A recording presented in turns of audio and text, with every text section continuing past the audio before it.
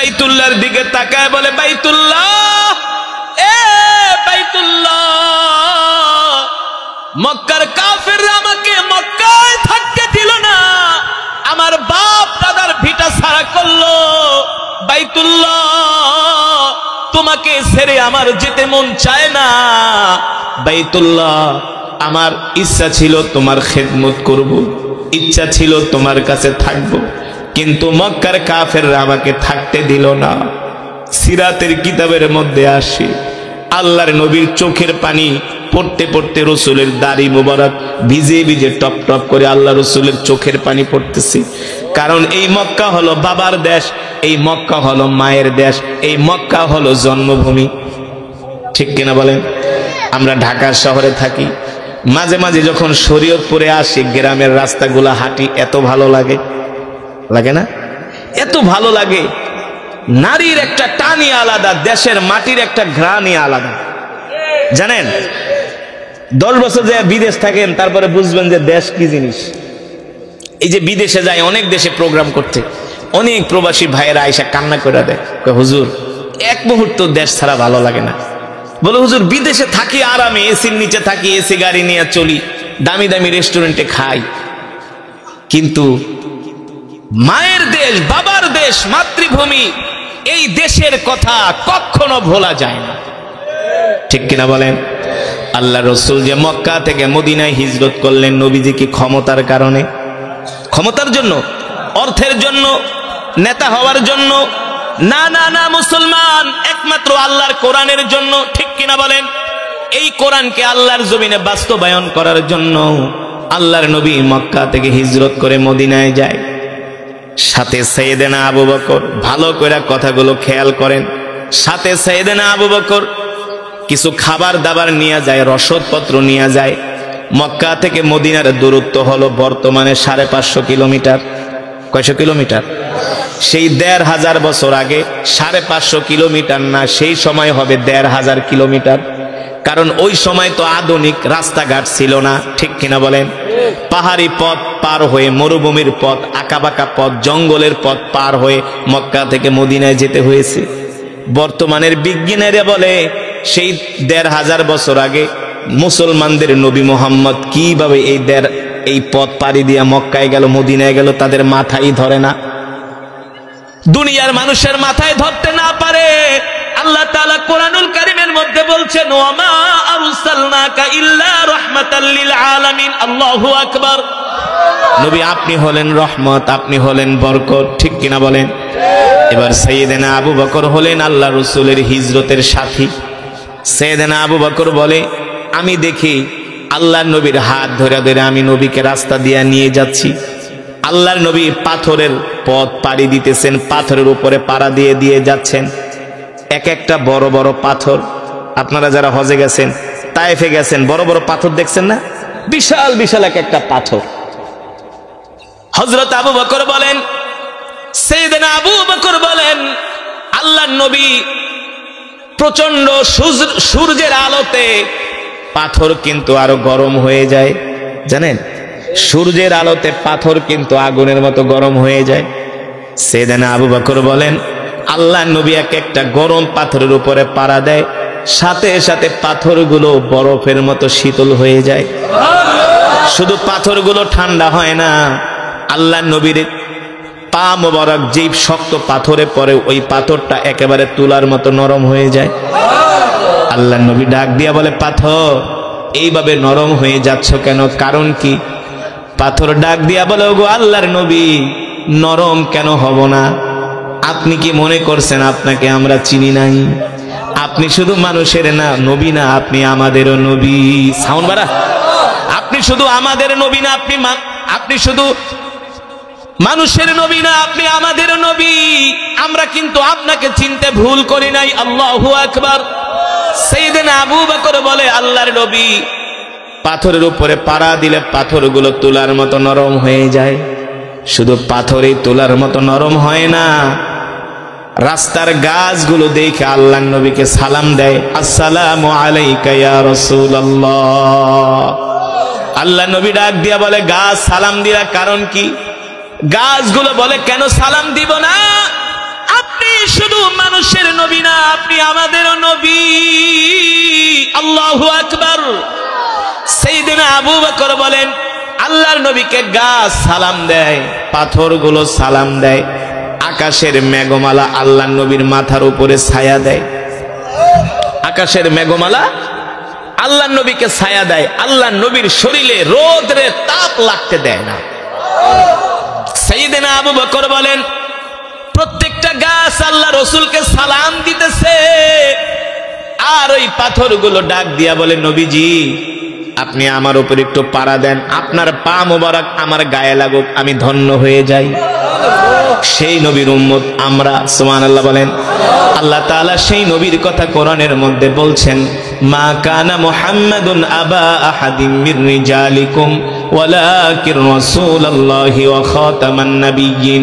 আমাদের নবী শেষ নবী, এই নবীর পরে আর কোন নবী পৃথিবীতে আসবে না, ঠিক কিনা বলে। এবার রাস্তা চলতে চলতে অনেক দিন সফর হয়ে যায়। হঠাৎ করে আল্লাহর নবী একদিন সাইয়েদনা আবু বকরকে বলেন, ইয়া আবু বকর, ও আবু বকর, আনা আতশানুন জিদ্দান, আনা জাইউন জিদ্দান। আবু বকর আমার ক্ষুধা লাগছে, কোনো খাবার দাবার আছে কিনা? সাইয়েদনা আবু বকর বলে, আল্লাহর নবী মক্কা থেকে যত খাবার দাবার নিয়ে আসছি সব খাবারগুলো শেষ হয়ে গেছে। আল্লাহ রসুল দেখেন কতটা ক্লান্ত পরিশ্রান্ত, কত আর হাঁটা যায়, কত আর পথ চলা যায়। শেষ পর্যন্ত আল্লাহ নবী বলে, আবু বকর একটু পানি দেন, কলিজাটা ঠান্ডা করি।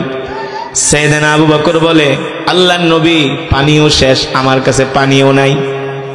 সাইয়েদনা আবু বকর বলেন, আল্লাহ রসুল আমার কাছে খাবার চাই, আল্লাহর নবী আমার কাছে পানি চাই, আমি খাবার দিতে পারি না, পানি দিতে পারি না। এর চাইতে কষ্ট আবু বকর বলে, আমার কাছে আর কিছু হতে পারে না। অথচ এই আবু বকর সেই আবু বকর, আল্লাহর নবী ডাক দেয়া বলছেন, জিহাদের ময়দানে যেতে হবে আবু বকর, কি আছে ঘরে সম্পদ নিয়ে আসেন। সাইয়েদনা আবু বকর কিতাবের মধ্যে আসছে, লবণের বাটিটা পর্যন্ত নিয়ে আসছে, লুসনিটা পর্যন্ত নিয়ে আসছে, তরকারি লাড়ার খুরচনটা পর্যন্ত আল্লাহর নবীর সামনে এনে হাজির করছে। আল্লাহ রসুল বলে, আবু বকর দেখতেছি লবণের বাটিটা পর্যন্ত নিয়ে আসছেন, বাড়িতে কি রাইখা আসছেন? সাইয়েদনা আবু বকর বলেন, ওগো আল্লাহর নবী, বাড়িতে আল্লাহ আল্লাহ রাসূলকে রাইখা আসছি। আল্লাহ রসুল ডাক দিয়া বলে, আবু বকর দেখেন তো মরুভূমির মধ্যে কোনো ঘর দেখা যায় কিনা? সাইয়েদনা আবু বকর বলেন, আমি মরুভূমির দিকে তাকায় দেখি কোনো ঘর বাড়ি দেখা যায় না। অথচ আল্লাহ নবী বলে, আবু বকর যদি কোনো ঘর বাড়ি পাওয়া যায়, আমরা ওই বাড়িতে যাইয়া আশ্রয় নিব, তাদের বাড়িতে কিছুক্ষণ বিশ্রাম করব, মেহমানদারি গ্রহণ করব, ওদের কাছ থেকে আমরা পানি ঠানি চাইব, যদি দেয় তাহলে আমরা পান করব, খাবো, একটু রেস্ট করে আরাম করে আবার আমরা আমাদের যাত্রা শুরু করব। সাইয়েদনা আবু বকর বলে, আমি তাকায় দেখি মরুভূমির মধ্যে কোনো ঘর বাড়ি দেখা যায় না। আমি হতাশ হয়ে গেলাম, পেরেশান হয়ে গেলাম।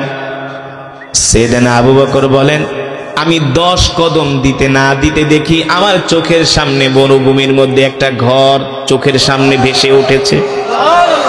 সাইয়েদনা আবু বকর বলেন, আল্লাহ রসুলের বরকতি জবান মোবারক দিয়া শুধু ঘরের নাম উচ্চারণ হয়েছে, আমি মরুভূমির মধ্যে ঘর দেখতে পাচ্ছি। আল্লাহু আকবার। সাইয়েদনা আবু বকর বলে, আল্লাহ রসুলের জবান মোবারক দিয়া যেই কথা বের হয়, ওই দোয়া কখনো কবুল হইতে দেরি হয় না, ঠিক কিনা বলে? সাইয়েদনা আবু বকর বলে, আমি তাকায়া দেখি মরুভূমির মধ্যে একটা ঘর দেখা যায়। আমি এতটা খুশি হয়ে গেলাম, এতটা খুশি হয়ে গেলাম, আল্লাহ রসুলকে ডাক দিয়া বললাম, উনজুর ইলাল আমাম, ওগো নবী আপনি সামনে তাকায় দেখেন, ওই যে একটা ঘর দেখা যায়। এত লাড়ালাড়ি করো কে? সাউন্ড আরো বাড়াও, একভাবে অ্যাডজাস্ট করে রাখো। সাইয়েদনা আবু বকর বলেন, আমি মরুভূমির মধ্যে হাঁটতে হাঁটতে ঘর পাওয়ার পর আমি এতটা আনন্দ পেলাম, খুশি হয়ে গেলাম। আল্লাহ নবীকে বললাম, নবীজি চলেন ওই বাড়িতে আমরা যাব। আল্লাহ রসুল বলে, আবু বকর চলেন ওই বাড়িতে যে আমরা মেহমানদারি গ্রহণ করব। এবার সাইয়েদনা আবু বকর বলে, আমি আল্লাহ রসুলের হাত ধরে ধরে ওই বাড়ির সামনের দিকে যাচ্ছি।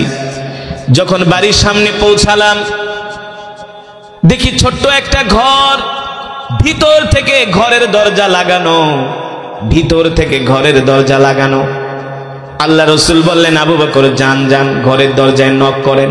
আমি যে ঘরের দরজা নক করলাম, ইফতাহিল বাব, দরজা খোলো, কে আছো? সাইয়েদনা আবু বকর বলেন, একবার দুইবার তিনবার বলার পরে কোনো আওয়াজ আসে না। চতুর্থবার বলে, মিন আইনা জিনা, তোমরা কোত্থেকে আসছো? মিন আইনা জিতা, কোত্থেকে আসছো? সাইয়েদনা আবু বকর বলে, জিনা মিনাল মক্কা ইলাল মদিনা, আমরা দুইজন মানুষ মক্কা থেকে আসছি, আমরা মদিনায় যাব। সুবহানাল্লাহ বলে। তো মক্কা থেকে আসছো, মদিনায় যাবা, ভালো কথা, আমার বাড়িতে কেন আসছো? বলে, শোনো, আমরা দুইজন মুসাফির তোমার বাড়িতে আসছি, আমরা কিছুক্ষণ সময় তোমার বাড়িতে আশ্রয় নিব, মেহমানদারি গ্রহণ করব।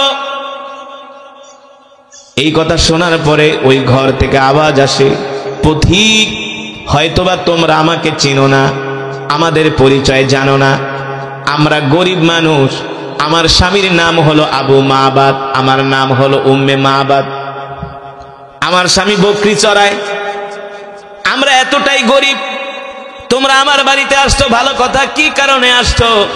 সাইয়েদনা আবু বকর বলে, আমরা দুইজন ক্ষুধার্ত, পারলে কিছু খাবার দাবার থাকলে দাও, মেহমানদারি করো।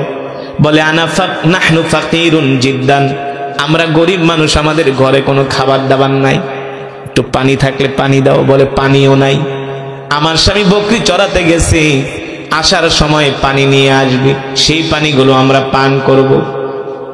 সাইয়েদনা আবু বকর বলে, একটা কথা হলো, তোমার ঘরে খাবারও নাই, পানিও নাই? বলে, হ্যাঁ, আমরা একেবারে নিঃস্ব গরিব, আমাদের ঘর দরজা দেখেই তো বুঝতে পারতেছো। এবার আল্লাহ রসুল তাকায় দেখেন, তার ঘরের সামনে একটা বকরি বাঁধা। কি বাঁধা? ঘরের সামনে একটা বকরি বাঁধা। আল্লাহ নবী বলে, আবু বকর, দেখতেছি উম্মে মাবাদের ঘরের সামনে একটা বকরি বাঁধা আছে, যদি উম্মে মাবাদ অনুমতি দেয়, তার থেকে অনুমতি আনেন, এই বকরি থেকে আমরা একটু দুধ দোয়ায়া দুইজনে পান করি। বকরি থেকে দুধ দোয়ায়া দুইজনে কি করি? পান করি। সাইয়েদনা আবু বকর বলে, উম্মে মাবাদ, বুঝলাম তোমরা গরিব মানুষ, তোমাদের ঘরে খাবার নাই, দাবার নাই, তোমাদের ঘরের সামনে একটা বকরি বাঁধা আছে, যদি অনুমতি দাও, আমরা বকরি দোয়া একটু দুধ পান করি, আমাদেরকে দুধ পান করতে দাও। উম্মে মাবাদ বলে, পথিক, আমাদের ঘরের সামনে যেই বকরিটা বাঁধা আছে, এটা হলো একটা অসুস্থ বকরি, এটা হলো একটা অসুস্থ বকরি, এই বকরি হাঁটতে পারে না, চলতে পারে না, দুধ দিবে তো দূরের কথা। আল্লাহর নবী বলে, আবু বকর, আপনি শুধু উম্মে মাবাদ থেকে অনুমতি আনেন, এই বকরি থেকে দুধ দোয়ানোর দায়িত্ব আমার। জোরে বলেন সুবহানাল্লাহ। এই বকরি থেকে দুধ দোয়ানোর দায়িত্ব আমার। এবার উম্মে মাবাদ বলে, বোন, রাগ করো না, তুমি শুধু অনুমতি দাও, মহিলা মানুষ, দুধ ঠুধ দেয় না, অসুস্থ বকরি। সাইয়েদনা আবু বকর বলে, তুমি শুধু আমাদেরকে অনুমতি দাও, দুধ দোয়ানোর দায়িত্ব আমাদের। মহিলা মানুষ একবার দুইবার তিনবার বলার পরে, ঠিক আছে, যাও, পারলে তোমরা দুধ দোয়ায় খাও। এবার আল্লাহ নবী বলে, আবু বকর, দুধ যে নিব, রাখবো কোথায়? পাত্র তো লাগবে, আমাদের কাছে তো পাত্র নাই। উম্মে মাবাদ থেকে একটা পাত্র নিয়ে আসেন। সাইয়েদনা আবু বকর বলল, বোন, একটা পাত্র দাও, এই পাত্রের ভিতরে দুধ রাখা যাবে।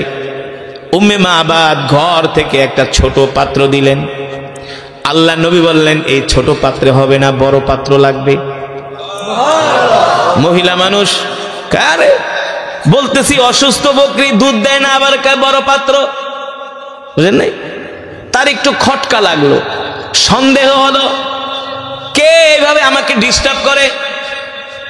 এতবার বলতেছি বকরি দুধ দেয় না, অসুস্থ, আবার বলে বড় পাত্র। এবার উম্মে মাবাদ বলে, আমি একটু আমার ঘরের দরজাটা ফাঁকা করে বাইরের দিকে তাকাইলাম, আমার চোখের দৃষ্টি যায়া যুবক মোহাম্মদের উপরে পড়েছে। ওয়াল্লাহি রব্বিল কাবা, আমি আমার জীবনে এত সুন্দর মানুষ আর কোনোদিন দেখি নাই। আমি একবার যুবক মোহাম্মদের দিকে তাকাই, আরেকবার আমি পূর্ণিমার চাঁদের কথা মনে করি। উম্মে মাবাদ বলে, আল্লাহ বলি, যুবক মোহাম্মদ পূর্ণিমার চাঁদের চেয়েও সুন্দর। আল্লাহু আকবার। যুবক মোহাম্মদ পূর্ণিমার চাঁদের চেয়েও সুন্দর। এবার উম্মে মাবাদ বলে, যুবক, শুধু বকরি থেকে দুধ বের করে তোমরা পান করবো না, পারলে বকরি জবাই করে খায়া ফেলাও, কোনো আফসোস নাই। সুবহানাল্লাহ বলে। উম্মে মাবাদ বলে, আমি তাকায়া তাকায়া যুবক মোহাম্মদকে দেখতেছি, এত সুন্দর তার চেহারা, তার চুলগুলো এত সুন্দর, নাকটা এত সুন্দর, চোখ দুটা এত সুন্দর। উম্মে মাবাদ বলে, যুবক মোহাম্মদ আবু বকরের সাথে কথা বলে, আমি তার কণ্ঠের আওয়াজ শুনতেছি, এত সুন্দর কণ্ঠ পৃথিবীর কোনো মানুষের হতে পারে না। আমি যুবক মোহাম্মদের দিকে তাকায়া তাকায়া থাকি আর ভাবি, যত দেখি ততই তাকে আপন মনে হয়। আল্লাহু আকবার।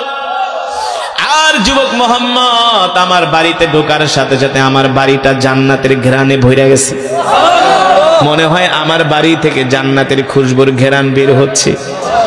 এবার উম্মে মাবাদ বলে, যাও তোমরা পারলে দুধ খাও, বকরি থেকে দোয়ায় আমার কোনো আফসোস নাই। কিন্তু বকরি তো অসুস্থ বকরি, বুঝেন নাই? আল্লাহ নবী বকরির সামনে হাইটা হাইটা যেতে যেতে বকরির সাথে সাথে আল্লাহ রসুলের বরকতে সুস্থ হয়ে গেছে। আর জোরে বলেন সুবহানাল্লাহ। আল্লাহ নবী ডাক দিয়া বললেন, বকরি কি ব্যাপার? এবার বকরি দাঁড়ায়া আল্লাহ রসুলকে সালাম দেয়, আসসালামু আলাইকা ইয়া রাসূলুল্লাহ। আল্লাহ নবী বলে, বকরি সালাম দিলা? বলে, কেন সালাম দিব না? আপনি কি মনে করছেন আপনাকে আমি চিনি নাই? আপনি শুধু মানুষের নবী না, আপনি আমার নবী। আল্লাহ নবী ডাক দিয়া বলে, আমি যে তোমার নবী তুমি কিভাবে বুঝলা? আপনাকে দেখে আমি চিনে ফেলেছি, আর আপনাকে দেখার সাথে সাথে আমি অসুস্থ ছিলাম, সুস্থ হয়ে গেছি। সুবহানাল্লাহ বলবেন না?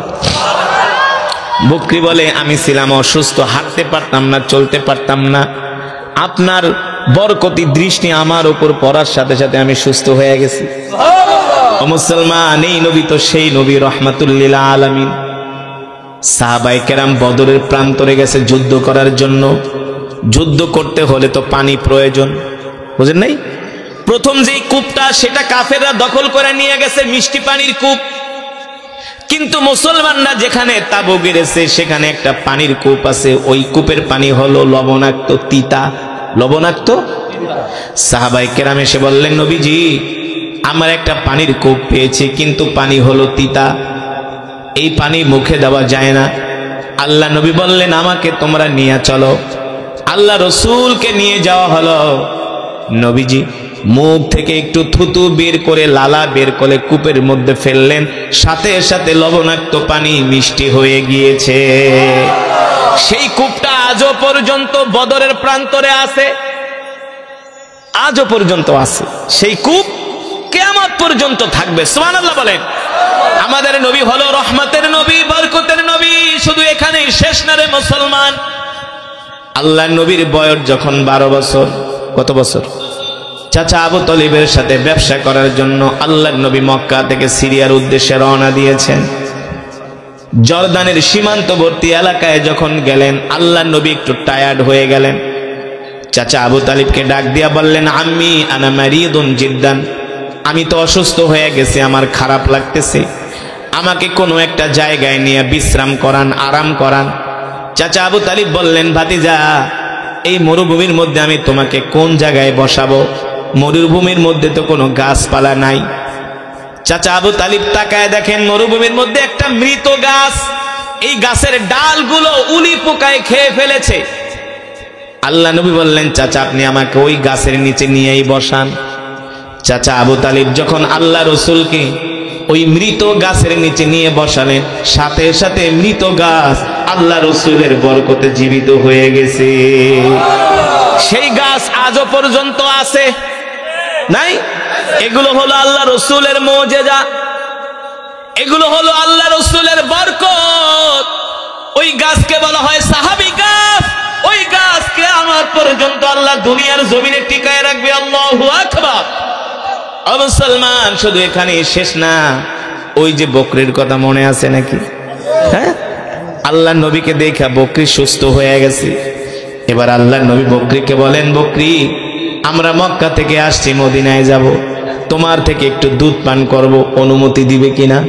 বকরি বলে, আপনি তো আমার নবী, রহমতের নবী, অনুমতি দিব না মানে? বকরি তার দুইটা পা দুই দিকে দিয়ে দিলেন। বকরি তার দুইটা পা দুই দিকে দিয়ে দিলেন। আল্লাহ নবী বিসমিল্লাহ বলে বকরির স্তনে হাত দিলেন, সাথে সাথে দুইটা স্তন দুধে ভরপুর হয়ে গেছে। এবারে বকরি ডাক দিয়া বলেন, গো আল্লাহর নবী, দুধের ভার সইতে পারি না, তাড়াতাড়ি করে আমার থেকে দুধ দোয়ায় আপনি পান করেন। এবার নবীজি বরকতের নবী তার বরকতে হাত দিয়া দুধ বকরি থেকে দোয়া স্তন থেকে বের করতেছেন। দুধ বের করতে করতে বিশাল পাত্র ভইরা গেছে, বিশাল পাত্র। উম্মে মাবাদ ঘর থেকে তাকায় তাকায় দেখেন আল্লাহর নবী নিজের হাত দিয়া দুধ দোয়াইতেছে আর বকরির স্তন থেকে দুধ বের হচ্ছে। উম্মে মাবাদ চিন্তা করে, অসুস্থ বকরি ঘাস খায় না, হাঁটতে পারে না, চলতে পারে না, সেই বকরি থেকে দুধ বের হচ্ছে। আল্লাহু আকবার, জোরে বলেন আল্লাহু আকবার। এটা কি কোনো দুনিয়ার সাধারণ মানুষের পক্ষে সম্ভব? কোনোদিনই সম্ভব নয়, ঠিক কিনা বলে? এবারে দুধ দোয়ানোর পরে আল্লাহ নবী ডাক দিয়া বললেন, ইয়া আবা বকর ইশরাব, আবু বকর আপনি খান, পান করেন। সেদিন আবু বকর বলেন, না না না নবীজি আপনি আগে খান। দেখেন আল্লাহ রসুল কত ভালো নবী, মানুষের প্রতি কত দয়া, নিজে খায় না, সাইয়েদনা আবু বকরকে বলে আগে খান। অথচ নবীজি কিন্তু ক্লান্ত। আর আমরা হইলে কি করতাম? কোন কি করতাম? নিজে বাঁচলে বাপের নাম না, আগে নিজে খায়া নেই। এই কারণটা আল্লাহ কোরআনুল কারীমের মধ্যে বলছেন, লাকাদ জাআকুম রাসূলুম মিন আনফুসিকুম আজিজুন আলাইহি মা আনিতুম হারিসুন আলাইকুম বিল মুমিনিনা রাউফুর রহিম। আল্লাহ তাআলা বলে, হে দুনিয়ার মানুষ, আমি আল্লাহ তোমাদের মধ্য থেকে এমন একজন নবী পাঠাইছি যেই নবী কিনা তার জীবনের চেয়েও তোমাদেরকে ভালোবাসে। আল্লাহর নবী তার জীবনের চেয়েও আমাদেরকে ভালোবাসে। আল্লাহু আকবার। এবার আল্লাহর নবী সাইয়েদনা আবু বকরকে দুধ খাওয়ালেন, দুধ পান করলেন সাইয়েদনা আবু বকর। আল্লাহর নবীও দুধ পান করলেন। এবার দুধ পান করার পরে একটু সূর্যের তাপ কমেছে। আল্লাহর নবী বলে, চলেন আবু বকর আবার মদিনার দিকে রওনা শুরু করি। এবার সাইয়েদনা আবু বকর সহ আল্লাহর নবী আবার মদিনার দিকে রওনা শুরু করলেন। উম্মে মাবাদ এবার ঘরের থেকে বের হয়েছে। উঠানে আয়েশা দেখে, যেদিকে তাকায় শুধু তার নাক থেকে জান্নাতের ঘেরান আসতেছে। অসুস্থ বকরিটাও সুস্থ হয়ে গেছে। তিনি আল্লাহ রসুলের দিকে তাকায় বলে, এ বরকতের মেহমান, যেও না যেও না যেও না, তোমাদের মতো বরকতের মেহমান আমি আজ পর্যন্ত কোনোদিন পাই না। আল্লাহ রসুল মক্কা থেকে মদিনার দিকে যাচ্ছেন, বিকাল হয়ে গেছে।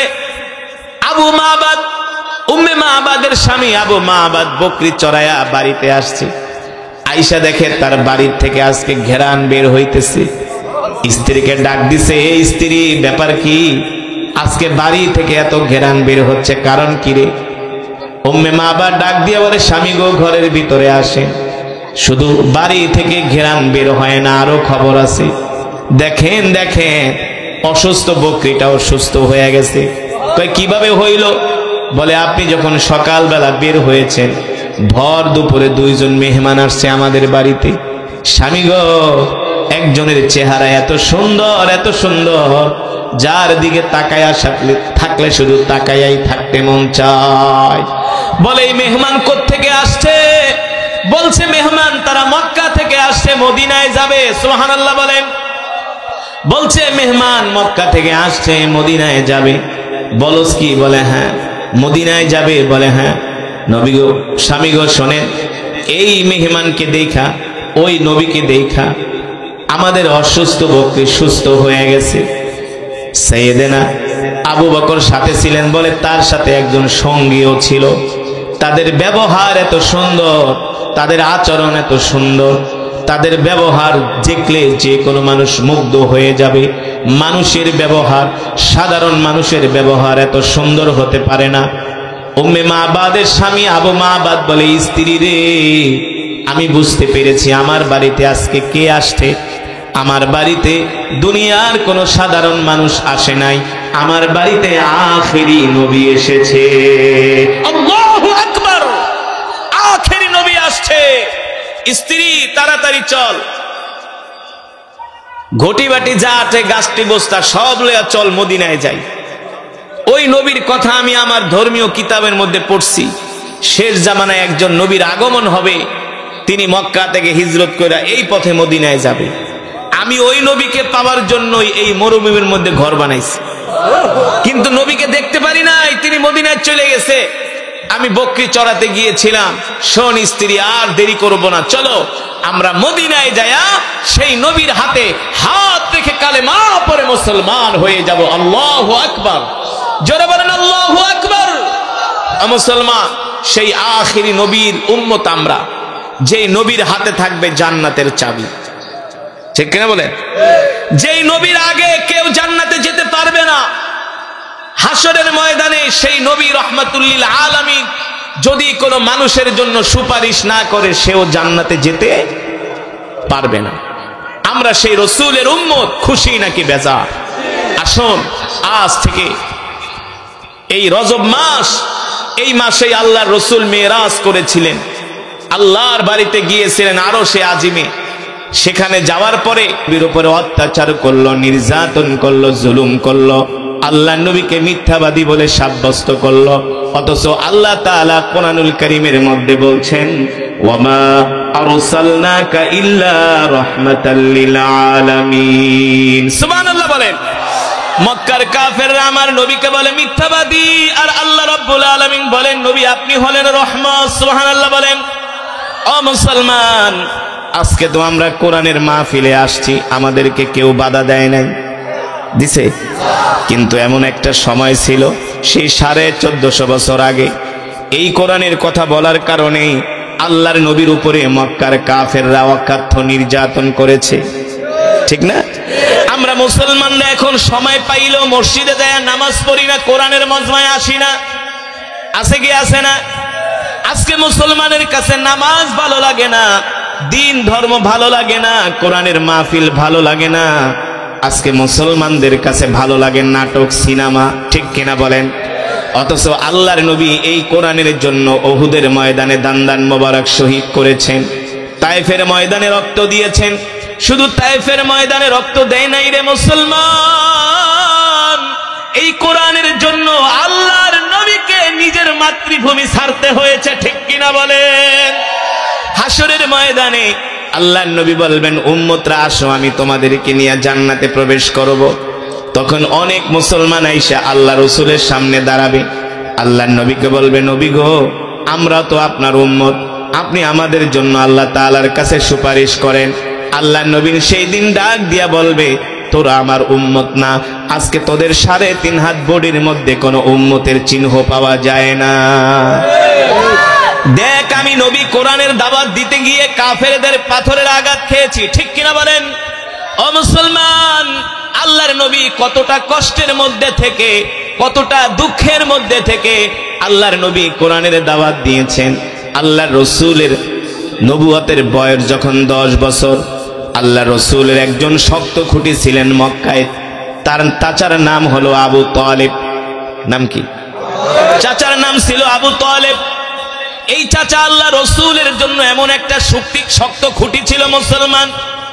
আল্লাহ রসূলের চাচা আবু তালেব যতদিন বেঁচে ছিলেন, মক্কার কাফেররা আল্লাহ রসূলের দিকে তাকানোর সাহস পায় নাই, আল্লাহ নবীকে একটা গালি দেওয়ার সাহস পায় নাই।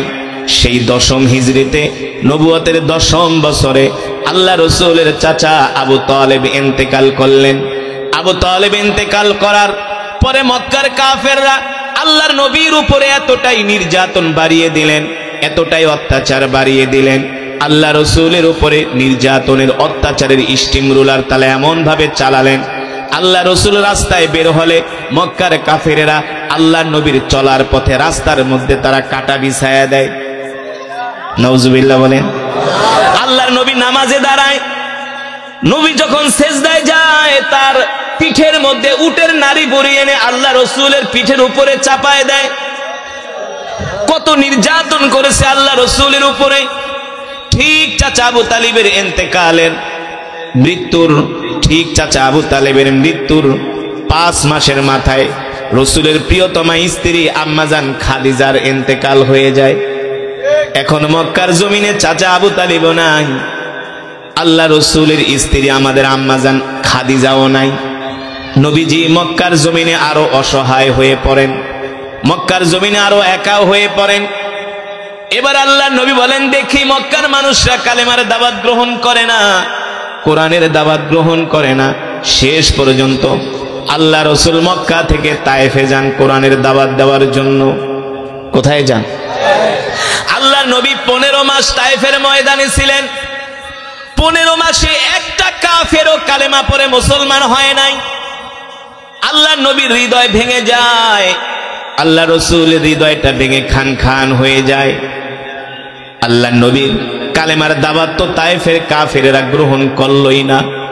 শেষ পর্যন্ত আল্লাহ নবীকে তারা পাগল বলে বলে আল্লাহ নবীর উপরে পাথর নিক্ষেপ করতে শুরু করলো। সিরাতের কিতাবের মধ্যে আসছে এমন ভাবে আল্লাহ নবীকে পাথর মারলো, নবীজির শরীর মোবারক রক্তাক্ত করে দিল।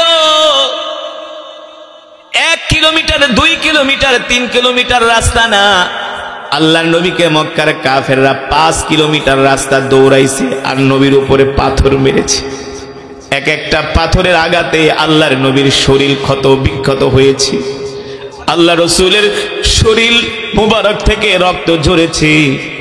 একটা কাফের এসে আল্লাহ নবীর পায়ের উপরে একটা পাথর মারল। এই পাথরের আঘাতে আল্লাহ রসুল আর দাঁড়ায় থাকতে পারলেন না। তায়েফের ময়দানে আল্লাহ নবী পড়ে গেলেন। যায়েদ ইবনে হারেসা এসে আল্লাহ রসুলের হাত ধরলেন। আল্লাহ নবী বলে, যায়েদ আমার হাত দুইটা ধরো, আমি আর হাঁটতে পারি না। এবার যেই নবীকে সৃষ্টি না করলে আল্লাহ তাআলা তামাম পৃথিবী কিছুই সৃষ্টি করতেন না, তামাম পৃথিবীর কোনো কিছুই সৃষ্টি করতেন না। যেই নবীকে আল্লাহ তাআলা পৃথিবীর সর্বপ্রথম সৃষ্টি করেছেন, আল্লাহু আকবার, জোরে বলেন আল্লাহু আকবার। এবার সেই কলিজার টুকরা নবী উহুদের ময়দানে, তায়েফের ময়দানে আল্লাহর নবী এবার খোঁড়ায় খোঁড়ায় হাঁটতেছে, খুঁড়িয়ে খুঁড়িয়ে হাঁটতেছে। আল্লাহর রসুলের এই দৃশ্য দেখা আল্লাহ তাআলা সহ্য করতে পারলেন না, জিব্রাইলকে পাঠিয়ে দিলেন, ও জিব্রাইল যাও যাও যাও, আমার নবীকে পাথর মেরে রক্তাক্ত করেছে তায়েফের কাফেরেরা, আমি আল্লাহ সইতে পারি না। এবার আল্লাহর নবী হযরত যায়েদ ইবনে হারেসার হাত ধরে এসে একটা আঙ্গুরের বাগানের সামনে বসলেন। ওই বাগানের মালিকের নাম ছিল উতবা। আল্লাহ রসুলের এই অবস্থা দেখে, উতবার বাড়িও মক্কা, আল্লাহর নবীর বাড়িও মক্কা, উতবার আঙ্গুরের বাগান ছিল তায়েফের ময়দানে। আল্লাহর নবীর হাত ধরে যখন তায়েফের ময়দানে উতবার আঙ্গুরের বাগানের পাশে যায় আল্লাহ রসুল বসলেন, আল্লাহ নবীকে দেখে উতবা চিনে গেছে যে মোহাম্মদ তো মক্কা থেকে তায়েফে আসছে। হায় রে, এত ভালো মানুষ মোহাম্মদের মতো, এই মানুষটাকে তায়েফের কাফেররা এইভাবে পাথর মারলো। আমরা তো কোনোদিন মোহাম্মদের গায়ে পাথর মারি নাই। এত ভালো একটা মানুষ, যেই মানুষ কোনোদিন মিথ্যা কথা বলে না, মানুষের ক্ষতি করে না। উতবার আত্মীয় ছিলেন আল্লাহর নবী। এবার আত্মীয়তার সম্পর্কের একটা দোল খেতে শুরু করলো, মায়া লাগতে শুরু করলো। উতবা তার গোলাম মালিকে ডাক দিল, মালিক এদিকে আয়, এক পেয়ালা আঙ্গুর নিয়া। ওই যে যুবক রক্তাক্ত অবস্থায় বসে আছে, এই যুবকের কাছে এক পেয়ালা আঙ্গুর নিয়ে যা। এবার উতবার গোলাম মালিক এক পেয়ালা আঙ্গুর নিয়ে আল্লাহর নবীর কাছে আসলেন। আল্লাহ রসুলের হাতে দেওয়ার পরে এখান থেকে কয়েকটা আঙ্গুর আল্লাহর নবী বিসমিল্লাহ বলে হাতে নিয়ে মুখে দিলেন। উতবার গোলাম মালিক বলল, মিন আইনা জিতা, আপনি কোত্থেকে আসছেন? বলে, জিতু মিনাল মক্কা, আমি মক্কা থেকে আসছি। কেন আপনি মক্কা থেকে আসছেন? বলে, আমি তায়েফে আসছি মানুষদেরকে কালেমার দাওয়াত দেওয়ার জন্য। উতবার গোলাম মালিক বলল, আপনি কি জন্য বললেন? কি জন্য বলে আপনি আঙ্গুর মুখে দিলেন? আল্লাহর নবী বলে, আমি আমার রবের নাম জবানে নিয়া, আমি আল্লাহর বরকতের জন্য, আল্লাহ আমাকে খাবার খাওয়াচ্ছেন, এই জন্য তার প্রশংসা করতেছি, তিনি যাতে আমার খাবারের মধ্যে বরকত দেন। আপনি কোন রবের প্রশংসা করতেছেন, কার থেকে বরকত চাচ্ছেন? আল্লাহর নবী বলেন, যেই রব আমাকে দুনিয়াতে নবী করে পাঠিয়েছেন। আল্লাহু আকবার। আল্লাহর নবী জিজ্ঞেস করেন, তোমার বাড়ি কই? বলে, আমার বাড়ি হলো নিনাওয়া শহরে। আল্লাহর নবী বলেন, তোমার বাড়ি যদি নিনাওয়া শহরে হয়, ওই নিনাওয়া শহরে আমার একজন ভাই আছে। ওই গোলাম বলে, আপনার ভাইয়ের নাম কি? বলে, তার নাম হলো ইউনুস বাত্তা আলাইহিস সালাম। বলে, আপনি ইউনুসকে কিভাবে চিনেন? সে তো নবী। আল্লাহ নবী বলেন, ইউনুসও নবী, আমিও নবী। ইউনুসও নবী, আমিও নবী। আল্লাহ নবী বললেন, ইউনুস পয়গম্বর হলো আল্লাহর নবী, আর আমি হলাম আখিরি পয়গম্বর। সুবহানাল্লাহ বলেন। উতবার গোলাম মালি এই কথা শোনার পরে আল্লাহ রসুলের হাতের মধ্যে একটা চুমা দিলেন। হাতের মধ্যে চুমা দিয়া বলে, তাহলে আপনি কি হলেন সেই আখিরি নবী, যেই নবীর কথা আমরা আমাদের ধর্মীয় কিতাব তাওরাতের মধ্যে পড়েছি? আপনি কি শেষ নবী? বলে, হ্যাঁ, আমি শেষ নবী, আমার পরে আর কোন নবী আসবে না। আমি কালেমার দাওয়াত দেওয়ার জন্য মক্কা থেকে তায়েফে আসছি।